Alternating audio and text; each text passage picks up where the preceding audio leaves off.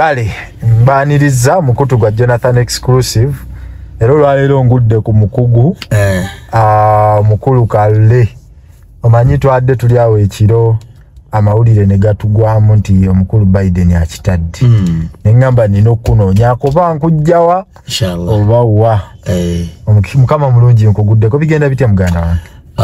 kama akiriza bitambula bulungi bigeza kutambula bulungi netumanyi embeere gwanga mweri tambulira so nga tugezaako bitambule bulungi ajja kukiriza obulamu bugamba ki obulamu bulungi mugana wange ebyobufuzi by'abasajja Abamerika abo gwo bitegeera era nagambye abantu bange wano ku channel gwo n'ababuulira ensonga zino twadde tuli awo nga Biden akitadde nakusokera ddala Joseph Robert Biden munansi wa America akunukiriza emyaka 82 egy'obukulu jakunukiriza kuleka nti oboli yawo aweza mukaseera kano Biden okuba nti akulembedde gavumenti ya America kisanja kimu oyinza ogamba nti mu bimu ku bintu yabadde yenyumirizaamu ye running mate we Kamala Harris omukyalo oyo amwenyumirizaamu nnyo agambe tino emu kwa beera nga akola kwe kulonda omuntu amukiririzaamu ate n'okulonda omuntu nga mukozi ye Kamala Harris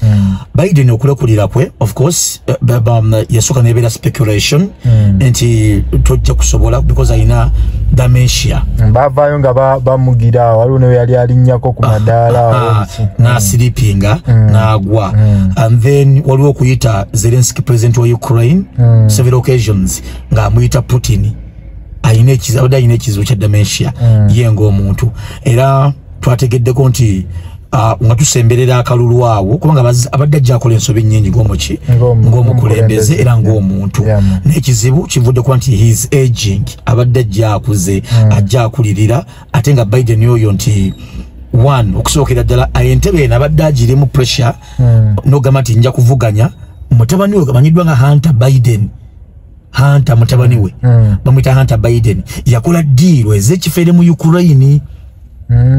yakola ddiiro ez'ekifere kakati nga Biden yenga omuntu omanyi abazungu bakkiriza mangu body language ng'olaba ati he's getting tired agenda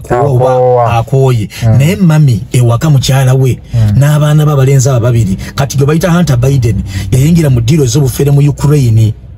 okitegeera kati nga Zelensky bw'avaawo wa Biden bw'ava ku ntebe ya America nga bagala kusetulinga biddiirwa ebyo bikole ki biveewo nga addadi please stay tuvaawo era kitegeeza Biden yayinza okubanga ye abadde tayagala kudda naye nga alina force ewaka ekimugaa nti ddayo tata sigala wo tata okyayina amaanyi tata wooli mpaka ebigambo byazibwala biti okusookera ddala ye debate ya CNN gye twalaba conversation Trump eno ne Biden debate ndozo jjukira bulungi questions nga zimutawaanya okuziddamu okubaako byayogera atwala ebbanga ddene era Trump mu debate eyo yayisa mukka muki ate Trump kisajja kigezi yayisa mukka mu kisero era wano waliwo bayita abagagga b'ekibiina abafandinga ekino ky'abana Democrat mu America bebasooka okuva ne bagamba nti bannange enough is enough tewali lugendo ono talina wetulaga tetugenda kufandinga campaign zo kuba tolina wokola ki tolina wotutwala tugenda kugwa abakulu mu kibiina nabo ne bavaayo ne basitula enkundi ne bagamba Biden please bwe budde obutuufu o stepping it down omuntu omulala mu convention ya fejja erinnya poliisi yimirira ekyasinza okumalamu eggobe mu kibya ye weekend Saturday wedde kumakya ku maka ga Biden gali Delaware bayita ku beach house amakage nti bwe batudde ekyamuyambi yakute omanyi timu yagina makanyonyi katambula nayo agenda mu White House ajja nayo abagenda ku Delaware okuwumula ayina embwazi ebbiri azaagala nyira nkulu nnyo mu myaka awudde nazo ne timu ekola ki ebaawo kati bayatudde ne timu naye mugamba n'abayita nabaga bino wammanga mulaba ekiriwo ebigenda maaso tebiwooma embeera si nnungi tugenda kuzzaako ki mu kaseera kano abaana balaga buli omu aggyeyo laptop ye ne baggyeyo laptops era ne balaza akafaananyi nga bamwetoolodde Saturday early in the morning n'atandika okubuuza omu ku omu data opinion polls mu America zigamba zitya anga ati muzeeya mazima gali nti omusajja atukuba Trump akola ki atukuba tukirize tugane kiganye nagoba aba wabuze badenga mukaga nasigaza babiri bwasigaza binaga tugenda kola ki nakanya nakiriza lero Saturday in the morning nakanya nakiriza naga nti bananga mazima gali nti nzikiriza natu muomu namagama gendo okole ekiwandiiko kyengendo okuwa nga press ekiraga nti ndekulidde enkoze eki ngenze wono wokubina amagama ati gendo okole ku mulimu ogw'okutambuza ekiwandiiko ekyo ekigendo okulaga nti nkoze eki ndekulidde envaawe era bino byonna twagenza okumala okubeera nga tubiyitamu kubanga era Biden kikulaga nti nokola ekiwandiiko ekyo kyafulumiziddwa wabula alina okwogerako eri eggwanga mu buki era yagambye agenda kwogerako eggwanga mu butongole now wabuza a question ngogamba nti kitegezaaki eri Donald J. Trump n'ebyobufuzi bya Amerika ono si yasoose mu 1885 something emabega abakulembeze b'ekisanja ekimu nabagamba sikomawo balinga 8 mwanattu bogena mu histoire America 1895 nabala mbadde nkola shock radio nemba buulira abantu abakulembeze bonna balinga 8 one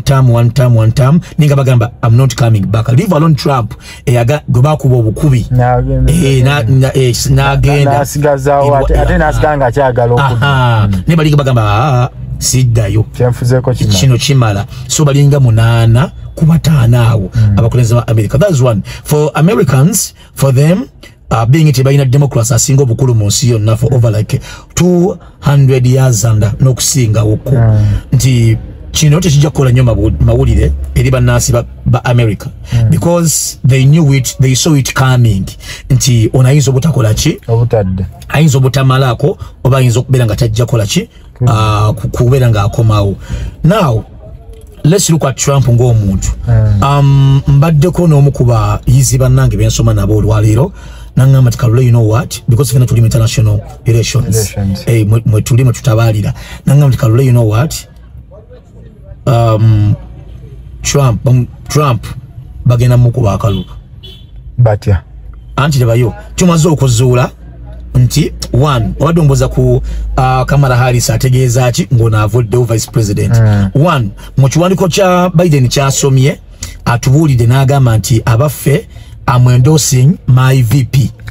Kamala Harris endorsement eba nnene n'okwadde omusajja ffe tulabanga ayenje buse oba avudde but he is still the president kati nnyo amaanyi abadde akyagayina abadde akyagina nti bw'avaayo n'abanga alonda anasala okubanga endosinga Kamala amanya gabadde akyagayina gasobola okulagira Abamerika ne balonda Kamala kuba president mu America kye bayita okubeera omukulembeze w'eggwanga n'oba osigaza olunaku lumu mu ntebe you still have the powers and Bob America empagi zaabwe za democracy era baddayo bajja gamba kyovola nti mawulire gonna gabadde gagamba tulinda endorsement yani Barack Obama he was a president but tulinda endorsement bayita naba kwendosinga Kamala Harris Nancy Pelosi ndozo manyi house speaker yes yavuddeyo na Biden naye tanokola endorsement ye nti butuufu Kamala Harris akole ki ajje kati Biden kubeera nti you in power gwokulembera eggwanga ati kati he's a very big pillar mu byobufuzi by'abana Democrat kati ne bwayogera bwogezi nti I'm endorsing this woman ekyo kyokka kimwa weight yaki weight so tuleme kumuyenjebula nnyo nti because he's abadde alina dementia akuze emyaka mu bufunze kyogezaako kutulaga nti Trump talina kulegaya n'agamba Biden kavudde mu lwokaano akalulu kamaze mpozi we nafunidemu okutya okw'amaanyi Trump luli abadde alina olulimi nga lwogera birala mbuuza lutya ng'agamba nti tetujja kwonona nsimbi yaffe kugipokera mu Ukraine okitegeera ndowooza naye bwe nafunidde okutya we all know majority eronda mu America electoral neesalawo you know that nti the majority we the locals tulonda mu America and then abatono abolubatu bulubitano ne busalirawo eggwanga wenafunyiddemu okutya nti Trump bulijja abadde akuba enteekateeka za Biden mu Ukraine wabula ku weekend wabaddewo phone call conversation wakati wa Trump ne Zelensky wa Ukraine and eyavudde ku simu Zelensky yavuddeko ng'asimayiringa okitegeera ndowooza because abasajja basobola ogamba Trump yes you are coming okitegeera you will win but make sure such foreign policy this one tambula kirizo ja kutambula nabyo you will come awonafunyemu okweraliikirira okutya kwekyo nakifunyemu nange okutya ng'omuntu kubanga Trump wakyusa kyo olimi omubudde buno okitegeera ndowooza so awonafunyemu okutya okutonotono akalulu kano okawunzi kotya kewunze katya nga bwe tulaba Kamala kuba kati tugenda okulaba yagenda okubanga akikira ekibiina ky'aba Democrats Kamala kuside ya Trump nyinza okutekinga Trump okuwuta akalulu kano because assassination attempt yamukoledde nnyo mu America munda and Kamala Harris being nti ye mukyalo omuddugavu asoose mu byaffe bya America okuholdinga such a bigger position mu America naye twaligambye lwaki Clinton mukyala we teyawangula okitegeera tuyinza okukyebuuza ono Harris is a black woman asoose okuholdinga ekifo ekisinga okubeera ekyamanyi muki